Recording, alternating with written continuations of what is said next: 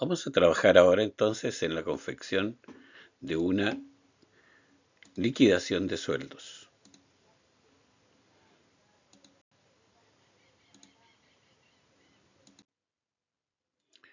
En primer lugar, tenemos que hacer un orden de los valores que tengamos a la vista, ya que no todos los trabajadores, por razones obvias, van a percibir los mismos tipos de ingresos.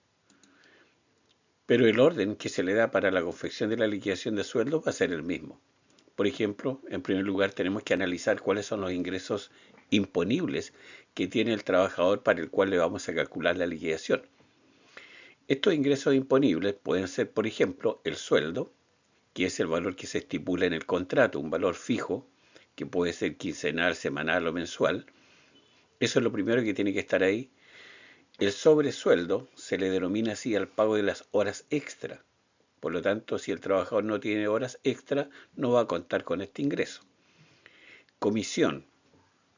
La comisión es un porcentaje que se calcula ya sea por el total de ventas o el total de compras que se hagan en un momento dado, dependiendo del giro que tenga la empresa, siendo optativo, es decir, la empresa no está obligada a pagar comisión si es que contrata a un vendedor o a un comprador determinado. Pero si lo hace, entonces ese sería un ingreso imponible. Lo mismo pasa con la participación. La participación es un porcentaje que algunas empresas estiman darle a sus trabajadores de las utilidades o el rendimiento que tenga cierto departamento o tal vez toda la empresa. También es un ingreso optativo por parte de la empresa hacia los trabajadores. Y tenemos también la gratificación. La gratificación hay que detenerse un momento allí porque esta sí que no es optativa. De momento que estamos hablando de una empresa que está en primera categoría de la ley de la renta y que tuvo utilidades el año anterior y que está obligada a llevar libro de contabilidad, entonces si tiene todos esos requisitos, tiene que pagarle gratificación a sus trabajadores. Esto no es voluntario. Y para ello la ley le da dos alternativas. Pagar en base al 30% de las utilidades o bien pagar en base al 25% del ingreso imponible del trabajador. Y eso sí que la empresa lo puede decidir cuál de los dos caminos toma para pagar la gratificación, pero tiene que cancelarla. Luego entonces vemos los otros ingresos que pudiera tener el trabajador que son llamados no imponibles, es decir, ingresos por los cuales no se le puede hacer un cálculo de descuento, por eso se dice que no son imponibles. Y ahí tenemos, por ejemplo, la asignación familiar. La asignación familiar es un valor que corresponde a las cargas de familia que tenga el trabajador, hijos, cónyuge, etcétera, y se paga un monto dependiendo de lo que el trabajador perciba como ingreso imponible. Hay una tabla que se publica donde se establecen cuáles son los montos que se pueden pagar por asignación familiar, entendiendo que este es un dinero que lo paga el Estado y no la empresa. La empresa lo entrega junto con la liquidación de sueldos, pero es un dinero que proviene del Estado. Por lo tanto, es el Estado el que coloca esa tabla para ver de qué monto hasta qué monto se paga cierto tramo, después van disminuyendo hasta llegar un momento en que si el ingreso ya es alto, entonces no se le paga la asignación familiar. También tenemos la movilización y la colación, que son ingresos también que la empresa decide cuál va a ser el monto, pero no son imponibles. Lo mismo que en el caso de los trabajadores que tuvieran que llevar sus implementos para una construcción, por ejemplo, la empresa le puede pagar un porcentaje como desgaste de sus herramientas que tampoco sería imponible. Y el viático. El viático es la devolución de gastos que se le entrega a un trabajador cuando tiene que hacer abandono de la empresa para cumplir con sus funciones en otro lugar, ya sea por el día o por varios días. Entonces, la empresa le reitera un monto estimado, ya sea por conceptos de alimentación o de alojamiento. Ese es el viático. Entonces, ya tenemos claros los ingresos, tanto imponibles como no imponibles, y comenzamos. Vamos a suponer primero que el trabajador tiene esos ingresos imponibles. El sueldo, una comisión, no tiene sobresueldo porque no trabajó horas extra y la gratificación, en este caso, tiene un monto a pagar de 162.500 pesos. ¿Ya?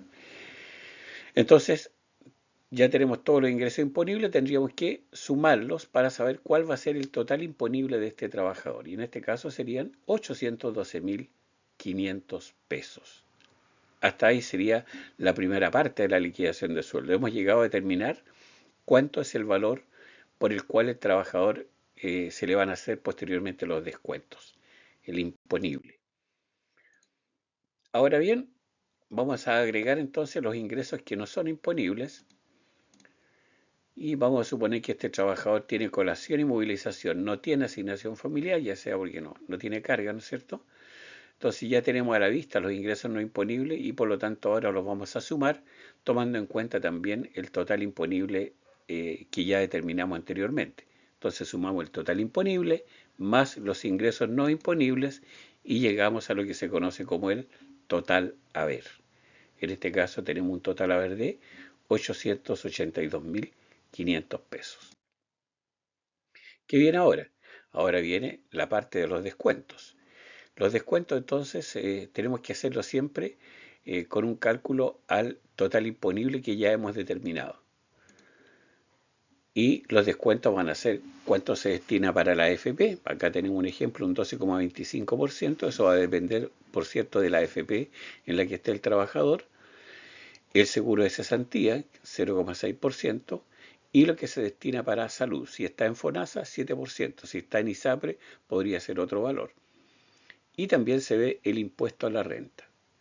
El impuesto a la renta es un valor que se le entrega al fisco y va a depender de los ingresos que tenga el trabajador. El Servicio de Impuestos Internos publica todos los meses una tabla para ver unos tramos que son los que van a dar la pauta para ver si el trabajador tiene que pagar impuesto a la renta o no, ya que las rentas que están bajo cierto valor no pagan impuesto a la renta.